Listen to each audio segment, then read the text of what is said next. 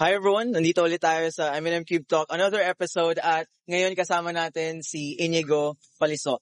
One of the, pinakamagaling sa Big Cube dito sa Pilipinas, alright? Yes. Thanks for having me. Alright. So, pag narinig mo yung Inigo, sino ba siya?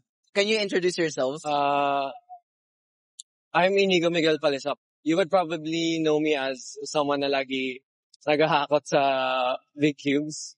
Pero usually known ako for 5x5 kasi ayun yung most NRs ko and my first NR is from 5x5. Kahit mas marami medyo sa 6. Really? Yeah. Okay, that's interesting. And kailan ka ba nag-start mag-cube?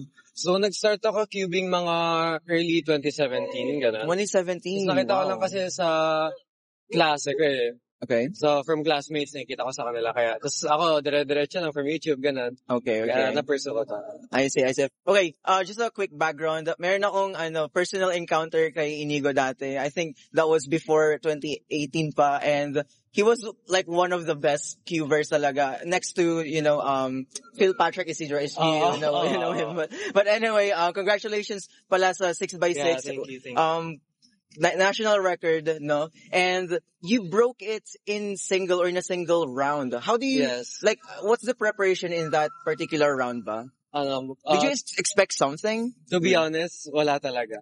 Kasi a few days before, I was averaging around 133. Okay. Tapos pinapractice ko talaga kasi 7x7 kasi ramdam ko si Dale sa 130 na eh. Baka Okay. hindi na ako makahabol. Yes. So nagulat lang ako pag first hold, boom, 119. Oh, Tapos sunod-sunod na yun eh. right. So bigla gulat ako, overall PB mean, ganun. Okay. That's nice. So, what do you call this one?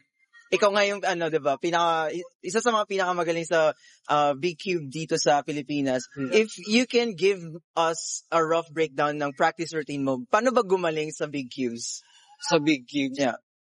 Siguro yung number one tip ko sa inyo for Big Cubes is consistency. Kasi napapansin ko, kahit araw-araw ako nagpa-practice, if mawawala ako isang week, ganon, mag-reset agad siya eh. Okay. So yung una, consistency, then probably learning Alex, especially last two edges. Ayun yung last two napapansin edges. ko, marami tao dito hindi napapansin.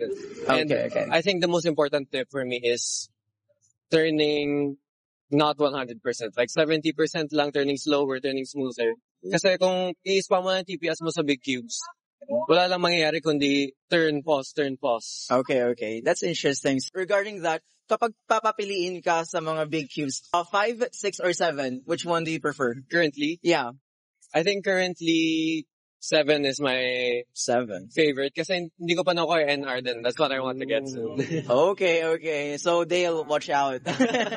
Alright, so anyway, comment the experience mo dito sa Philippine Championship dito sa Cebu. First of all, medyo delayed. Alam na natin yan. Yes. Pero overall, sa mga tao makikita mo ngayon, yung mga nakausap mo lang through chat or ganon, is nakikita mo na, which is pretty fun to see. Sure. Yeah. Okay. Ayun lang. Again, thank you sa pagpa-unlock ng aming interview. Yeah. This is again Inigo Palisok at supportahan natin siya or tingnan natin siya sa mga susunod pang events dito sa Philippine Championship. Again, this is M&M Cube Talk and see you sa next episode. See you.